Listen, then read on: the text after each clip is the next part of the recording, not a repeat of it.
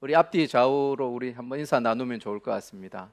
네, 이제 오랜만에 또 이렇게 셀 모임을 하는데 꼭 방역 수칙을 잘 지켜주시고 간격과 이렇게 또 가능한 간식은 최대한 끝나고 댁에 가서 개인적으로 맛있는 거 먹는 걸로 하고 이렇게 셀 모임 말씀 나누고 삶을 나누는데 이렇게 집중하면 좋을 것 같습니다. 우리 또 책을 소개하면서 설교를 시작하려고 하는데 아마 읽어보신 분 있을 것 같아요. 내가 정말 알아야 할 모든 것은 유치원에서 배웠다. 네, 한번 책 한번 그림 보여주실래요? 네, 여기 이제 30주년, 원래 1988년에 처음 출간이 된 거거든요. 그러고선 이제 30주년 기념으로 해갖고 2년 전에 아마 또 증보판, 기념판으로 이렇게 나온 것 같아요. 네. 그리고 이런 제목을 가지고 또 영화도 예전에 제작되기도 했고 그렇게 했습니다. 어떻게 생각하세요? 내가 알아야 할 모든 것은 유치원에서 배웠다. 예. 저는 이 책 처음 나왔을 때, 이 책을 알게 되어졌을 때 제목을 보고 사실 기분이 썩 좋지는 않았어요. 예. 왜냐하면 저는 유치원을 못 나왔거든요. 예. 유치원 못 나왔어요. 그래서 유치원 나온 친구들의 얘기를 들을 때 저는 부러워요. 예. 쟤는 이제 국민학교 세대, 미안하지만 국민학교 세대라서 제 또래 중에는 이제 유치원을 다닌 친구들도 있는데 저는 못 다녔어요. 그래서 유치원에서 배웠다 하면 저는 배우지 못한 그런 사람이라 가지고 조금 기분은 언짢았는데 그 책의 내용은 그 책의 제목이 보여주듯이 우리가 삶을 살아가는 그런 어떤 삶의 원리들, 사람들과의 관계나 아니면 사람으로서의 어떤 도리, 어떤 예의, 그런 정말 기본적이면서도 핵심적인 것은 어릴 때 꼭 유치원을 안 다녔다 하더라도 어릴 때 이미 다 배운 내용이다라는 거예요. 우리 한번 생각해 보면 그러지 않아요? 사람과의 관계 속에서 왕따 시키면 안 되잖아요. 그 친구를 배려하고 그 친구에게 선하게 대하는 거, 착하게 대하는 거, 그거는 어릴 때부터 배운 거예요. 근데 커가면서 어땠습니까? 내 이익에 도움이 되면은 조금 이렇게 잘 이렇게 대해주고 나한테 크게 도움이 안 될 것 같은 그런 사람이라면 저 사람이 어떻게 되든 크게 관심이 없는 그런 모습으로 우리가 할 때가 많이 있는 거죠. 정말 우리가 살아가면서 배워야 할 삶의 진리는 어릴 때 이미 다 배웠는데 커가면서 우리가 오히려 변질되어지고 그리고 오히려 우리가 더 못해지는 모습을 보게 되어지지 않는가 그렇게 생각을 하게 됩니다. 신앙의 세계가 비슷해요. 우리가 신앙의 연수가 많아지면 교회를 다닌 지 오래되어지면 뭔가 정말 대단한 정말 신앙의 초보가 모르는 정말 대단한 거를 알 거야 라고 생각을 하지만 신앙의 초보 때부터 성경에서는 다 이야기를 하고 있어요. 어릴 때부터 막 신앙생활 한 그들에게부터 정말 알아야 될 이야기들을 다 해요. 근데 왜 연수가 더 많아지면 신앙생활을 한 것이 더 많아지면 많아질수록 그것을 더 누리는 사람이 있는가 하면은 누리지 못하는 사람이 있는 거예요. 그래서 교회에서는 늘 반복해서 말씀을 증거합니다. 그래서 어쩌면 새로운 게 아니에요. 내가 처음 교회에 왔을 때 뭔가 어색하고 생소하지만 그때 들었던 내용이나 내가 신앙생활을 오래 해서 5년, 10년 후에 들었던 내용이나 크게 다른 게 아니에요. 1년 차일 때는 정말 초보를 배우고 10년 차일 때는 정말 신앙의 고급을 배우는 것이 아니라 그 1년 차일 때부터 처음 시작할 때부터 교회에서는 우리가 말씀을 통해서 배우는 것은 정말 핵심적인 거예요. 그리고 오늘 이 바울도 우리가 읽은 이 내용들 속에서 그 핵심적인 것을 다시금 이야기를 합니다. 그러면서 기도하고 있어요.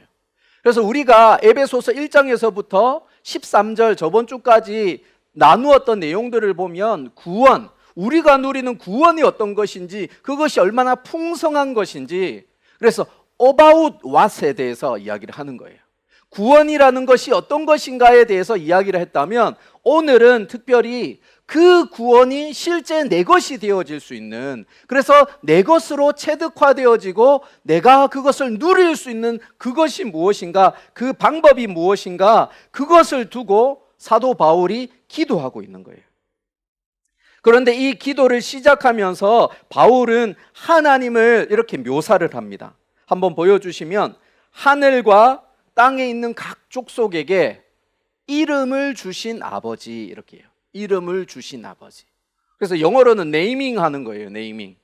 그래서 이름을 주셨다, 이름을 붙여준다라는 그 행위는 단순하게 그 대상에 대한 어떤 호칭을 정해주는 것이 아니라 그 이면에는 소유권을 이야기를 하는 거예요. 하늘과 땅에 있는 모든 족속의 소유권이 누구에게 있다고요? 하나님께 있다라는 거예요. 예를 들어서 내가 정말 이쁜 강아지를 키우거나 고양이를 키운다 할 때 지나가던 사람들이 보면서 아 이쁘네, 저 강아지 이름은 개똥이 하면 좋겠네 라고 하면 실제 주인은 어때요? 얘는 개똥이구나 라고 하지 않죠. 실제 주인은 되게 기분 나빠합니다. 자기가 뭐라고 내 소유물인 내 강아지한테, 내 고양이에게 이름을 붙이고 있지? 얘 이름은 아주 고상한 이름을 갖고 있는데 그러면서 내가 이름을 붙여준다라는 것, 이름을 주신다라고 하는 네이밍을 한다는 것은 하나님의 소유를 이야기를 하는 거예요.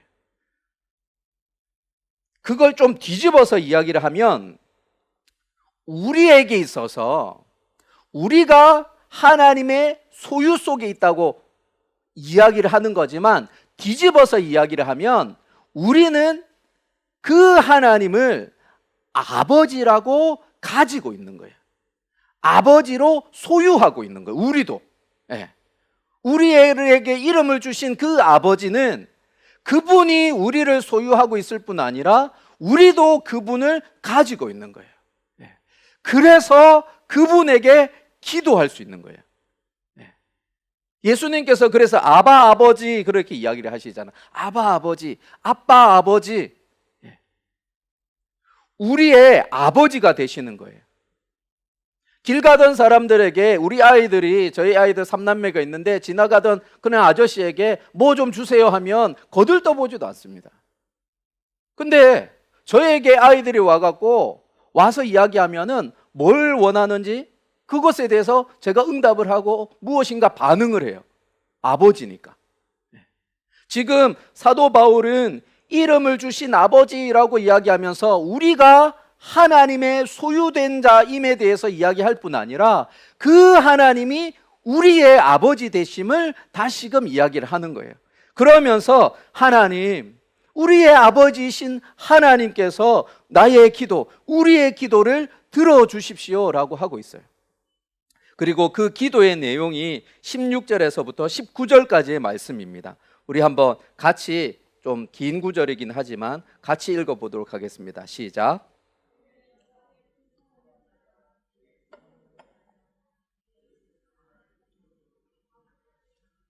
믿음으로 말미암아 그리스도께서 너희 마음에 계시게 하시옵고 너희가 사랑 가운데서 뿌리가 박히고 터가 굳어져서 능히 모든 성도와 함께 지식에 넘치는 그리스도의 사랑을 알고 그 너비와 길이와 높이와 깊이가 어떠함을 깨달아 하나님의 모든 충만하신 것으로 너희에게 충만하게 하시기를 구하노라. 이 구절이 길죠. 근데 실제적으로 헬라어 원문에도 이게 한 문장으로 되어져 있어요. 그리고 이 문장을 좀 이해하려면 약간 좀 정리를 해봤는데 다음 화면 한번 보여주실래요? 지금 희나라고 해가지고 괄호에 있는 게 이제 헬라어로 희나라는 말인데, 이 희나라고 하는 말은 어떤 목적, 어떤 기대, 이런 것들을 이렇게 표현을 하는 접속어이기도 하고, 그 희나의 그런 용법은 여러 가지가 있는데 여기에서는 이렇게 해 주시기를, 그래서 희나라고 하는 그 접속어를 세 가지가 이어지면서 그 기도의 한 문장이 연결이 되어지고 있어요. 그래서 첫 번째 희나에서는 주시기를, 해 주시기를, 뭘 해 주시기를요? 성령을 통하여서 우리의 속사람이 강건하게 되어지게 해 주시기를. 그리고 믿음으로 그리스도께서 우리 마음속에 머물게 해 주시기를. 그리고 그 머문다는 그 상태가 어떤 거냐? 그것이 이제 그리스도의 사랑에 뿌리를 받고 터가 굳게 잡혀지는 것. 그리고 두 번째 희나에는 이제 할 수 있기를. 그리스도의 사랑이 가지고 있는 다양한 측면, 깊이와 넓이와 높이와 그런 것들에 대해서 알게 하시도록, 깨닫게 하시도록, 그래서 우리의 지식을 뛰어넘는 그리스도의 사랑이 어떤 것인지 알게 하여 주시도록 기도하는 거예요. 그리고 세 번째는 하나님의 충만해지는 것으로 충만해지도록. 그래서 희나가 이렇게 세 개의 구문이 연결이 되어지면서 하나의 기도문을 이루고 있는 거예요. 조금 복잡하긴 하지만, 그래서 첫 번째 희나 구문에서 두 번째, 세 번째로 이렇게 연결이 되어지고, 최종적으로는 이제 세 번째로 하나님의 충만하신 것으로 충만해지기를. 구원을 누린다고 하는 것이 그런 의미라는 거예요. 그리스도의 그 구원의 풍성함이라는 거 하는 것이 이러한 세 가지의 측면 속에서 결국에는 하나님의 충만하신 것으로 충만해지는 것.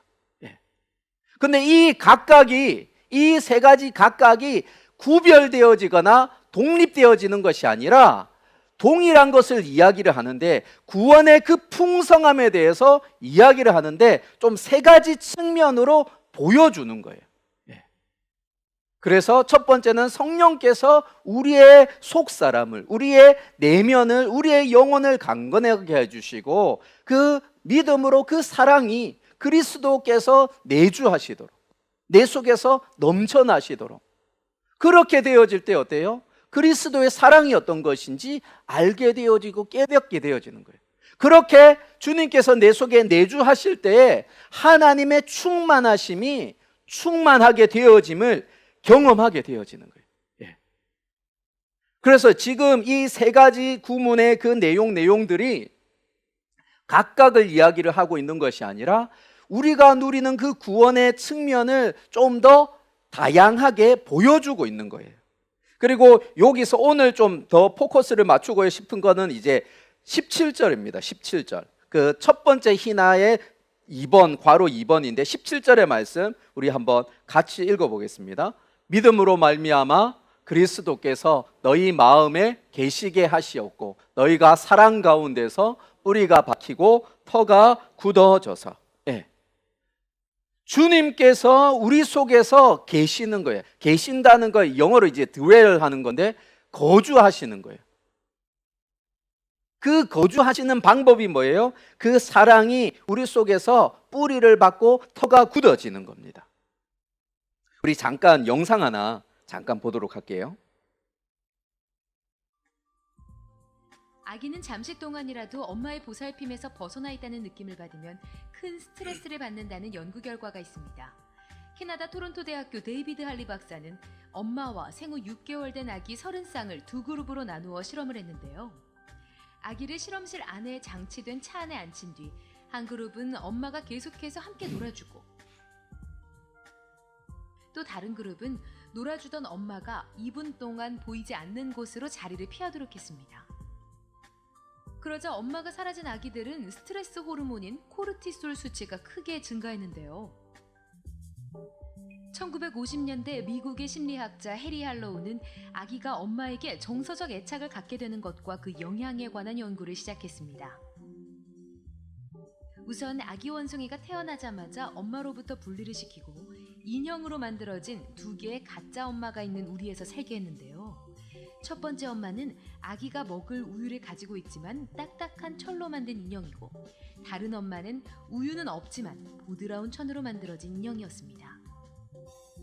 태어나자마자 엄마로부터 분리된 아기 원숭이는 놀랍게도 인형을 자신의 엄마로 인식했는데요. 더욱 놀라운 것은 잠시 우유를 먹을 때를 제외하고는 하루에 20시간을 천으로 만든 인형 엄마에게만 붙어 있었다는 겁니다. 이번에는 아기 원숭이들을 두 그룹으로 나눴습니다. 한 그룹 원숭이에겐 어떤 인형도 주지 않았고 다른 그룹 원숭이에겐 천으로 된 인형을 줬는데요. 일정 기간 동안 다른 환경에서 자란 두 그룹의 원숭이. 지금부터 이들에게 무서운 자극을 똑같이 주겠습니다. 과연 어떤 반응을 보일까요? 각각의 우리 안으로 움직이는 인형을 넣었습니다. 인형 엄마와 함께 생활한 원숭이들은 무서워하면서 인형 엄마에게 안기는 모습입니다. 하지만 엄마라는 존재가 없이 혼자 생활한 원숭이들은 인형 엄마가 앞에 있어도 달려가지 않고 고립된 행동을 보이는데요. 인형 엄마와 함께 자란 아기 원숭이들은 엄마와의 안정적인 애착 관계를 갖게 돼 두려움을 느끼는 상황에서 엄마를 통해서 두려운 상황을 극복할 수 있었지만 애착 관계를 갖지 못한 원숭이들은 사회적 요소가 결여된 인간과 비슷한 모습을 보인 겁니다. 네. 지금 이 원숭이의 애착 형성과 관련된 실험을 했던 이제 해리 할로우 박사가 원래 이 실험을 의도했던 목적은 뭐냐면 진화론적인 관점에서 이 엄마와 아기의 관계는 모유를 공급하는 것 때문에 먹을 것을 공급하여 주고 어떤 입을 것을 공급하여 주는 그러한 기능 때문에 부모와 자식과의 관계가 형성되어진다라고 생각을 하고 이 실험을 진행을 한 거예요. 예. 그러니까 원래 이 박사가 원했던 장면은 뭐냐면 그 쇳덩어리로 되어져 있는 그 가짜 우유통이 달려있는 그 가짜 엄마에게 이 원숭이가 애착 관계를 가지는 것을 기대했는데 전혀 그러지 않는다는 거예요. 예. 그 헝겊으로 털로 되어져 있는 그 가짜 엄마 모형은 애기 원숭이에게 먹을 것을 전혀 주지도 않는데 그 따사로운 그 포근함이 엄마와의 관계를 더욱더 반듯하게 만들어주고 오히려 배가 고플 때만 잠깐 먹으러 갔을 뿐 늘 천으로 헝겊으로 되어져 있는 그러한 따뜻함이 있는 그 모형 엄마에게 그렇게 가더라는 거예요. 예. 그래서 이러한 어떤 연구 결과로 인해서 좀 사람들과의 어떤 터치, 접촉 뭐 이런 것들이 더 좀 이렇게 관계 형성하는데 더 도움이 되어진다라는 뭐 여러 가지 파생적인 연구 결과들이 나오고 이렇게 했는데 이 실험을 통해서 보게 되어지는 건 뭐냐면 그 엄마와 애착 관계가 형성이 되어진 아이와 그렇지 않은 아이가 삶에 놓여졌을 때 보여주는 반응이 다르더라는 거예요. 예. 그래서 엄마와 충분한 애착의 관계가 있는 아이들은 혼자 덩그러니 놓여져도 걱정을 안 하는 거예요. 왜? 내가 돌아가면 거기에 엄마가 있다라고 하는 그런 안정감이 있으니까, 든든함이 있으니까 살짝 엄마가 떠나가도 그냥 벌벌 떨거나 울지 않는 거예요. 그냥 자기 일을 하는 거예요. 근데 애착 관계가 형성이 되어지지 않으면 엄마가 바로 옆에 있고 잠깐 갔다 온다고 해도 벌벌 떠는 거예요. 예. 그러면서 엄마의 부재로 인한 그런 공포와 두려움을 느끼게 되어진다는 거예요. 예.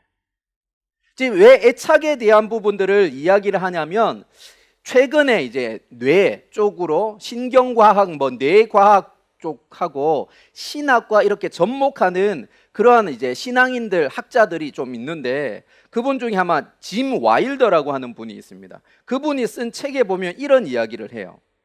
한번 보여주실래요? 우리 한번 같이 보겠습니다. 기쁨은 관계적이다.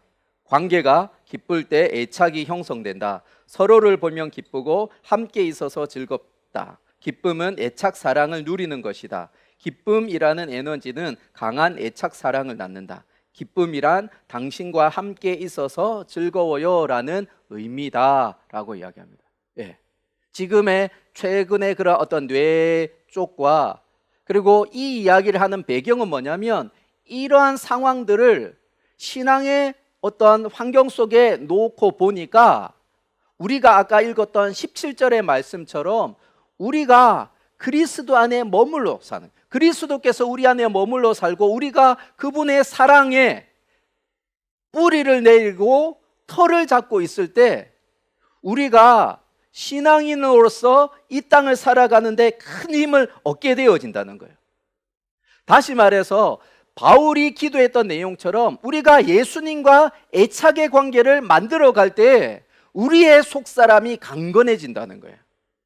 그리고 우리가 예수님과 애착의 관계를 만들어 갈 때 그분의 사랑이 어떤 것인지, 얼마나 풍성한지를 깨닫게 되어지고 결국에 하나님으로 가득 차게 되어지는, 하나님의 그 충만함으로 충만하게 되어지는 그런 일들이 일어난다는 거예요. 그래서 내가 교회를 나오고 우리 예배 자리에 나올 때에 하나님과의 그 기쁨의 관계가 형성이 되어져 있는 사람하고 그렇지 않는 사람과는 천지 차이가 나는 신앙의 삶을 보여준다는 거예요. 내가 주님과 기쁜 관계가 있을 때, 그 기쁨의 관계를 누리고 있을 때 애착 사랑이 형성이 되어지고, 그 애착 사랑이 형성이 되어질 때 우리에게 펼쳐지는 여러 가지 상황 앞에서도 흔들림 없이 하나님의 사람으로 그렇게 살아가게 되어진다라는 것을 보여주는 그런 모습이라는 거죠. 우리 사진 하나만 보여주실래요? 예. 저 사진이 벌써 4년 됐어요. 4년. 2016년 우리 11월 정도에 캠핑 갔었던 사진인데, 저쪽에 녹색 옷 입고 있는 저희 막둥이 얼굴 한번 보십시오. 아주 행복하죠. 예. 예. 딴 사진에서는 약간 찡그린 것도 있는데, 예.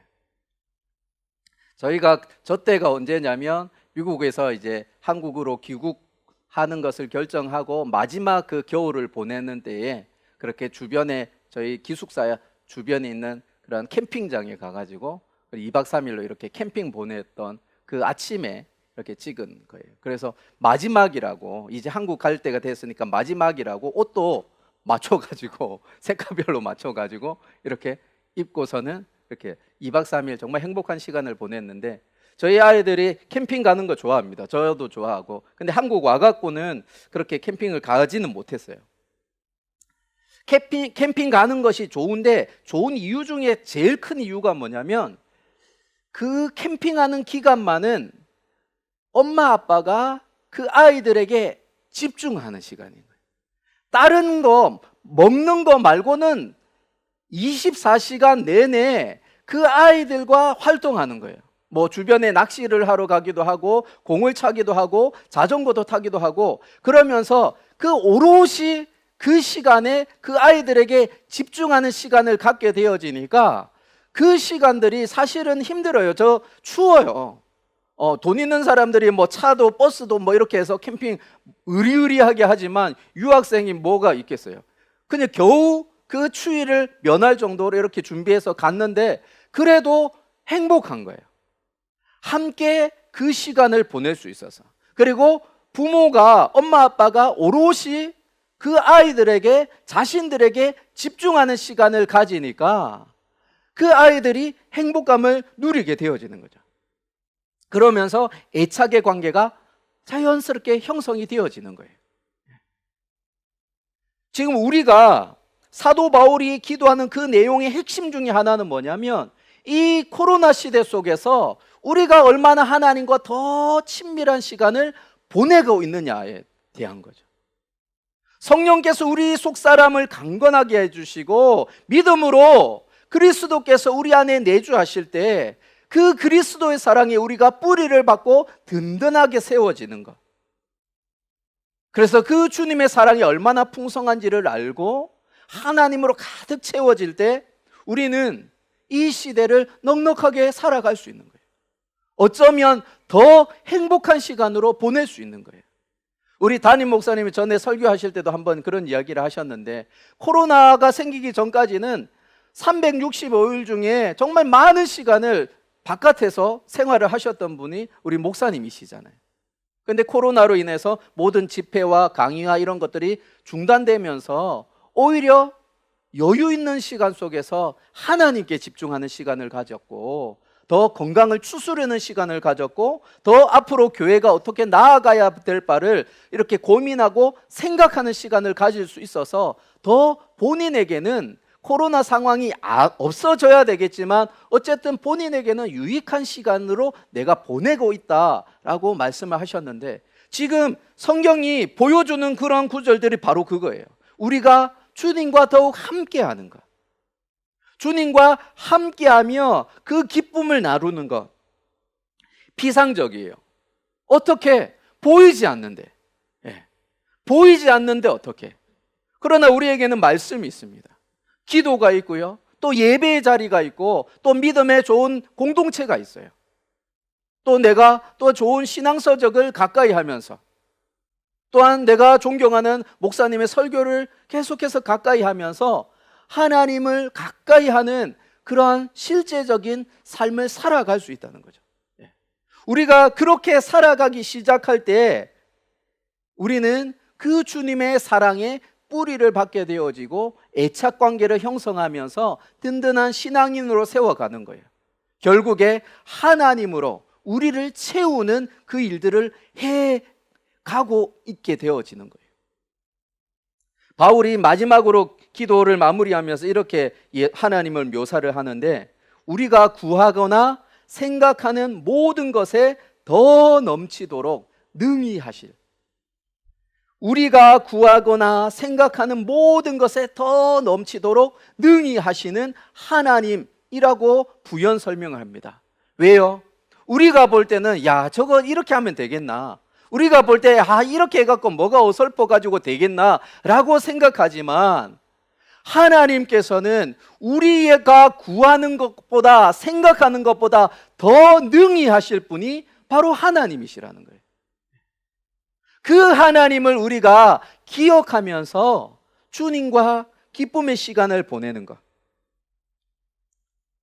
주님과 더욱 함께하는 시간들을 보낼 때에 우리는 하나님으로 우리 속에 충만하게 가득 채우게 되어지고, 그 충만한 하나님의 은혜, 그 하나님의 사랑이 상황 앞에서, 환경 앞에서 흔들리지 않는 믿음의 사람으로 서게 해 간다는 사실입니다. 아까 애착 형성 그 실험에서 그 아기 원숭이가 자신을 두렵게 하고 무섭게 하는 그러한 대상 앞에서 자신이 사랑하는 그 털이지만, 헝겊으로던 인형이지만 거기에 붙들려서 평안함을 누리는 그 모습이, 어쩌면 이 시대를 살아가는 우리가 하나님 앞에 나아가서 주님께 더욱더 붙들려서 그 속에서 평안함을 누리고 그 속에서 샬롬을 누리는 우리들의 모습이 아닐까 생각이 되어집니다.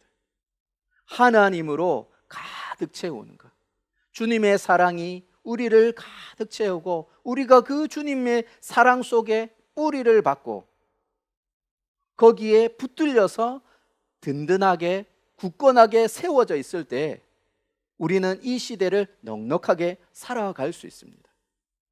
우리 하나님으로 가득 채우는 인생, 주님과 함께 우리의 삶을 살아가면서 그 주님과 더욱 깊은 애착의 관계를 만들어가는 우리 예수 세대 청년부 되시기를 주님의 이름으로 축원드립니다.